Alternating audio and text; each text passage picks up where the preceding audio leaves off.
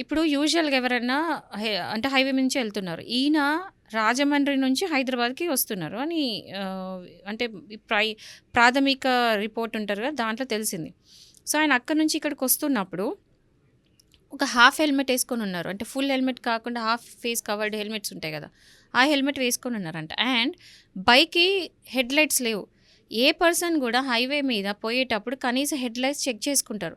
కానీ లైట్స్ లేకుండా కేవలం ఇండికేటర్‌తో నడిపించుకుంటా వచ్చారంట. సో, ఇది ఒకటి గూడా మనం అంటే ఇది మనం కన్సిడర్ జేయాలి.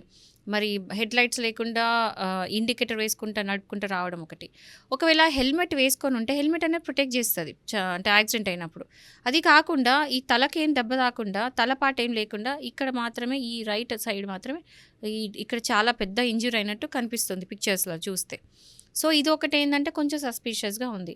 ఇలా చాలా అంటే ఎన్నో సస్పీషియస్ థింగ్స్ ఉన్నాయి గాబట్టి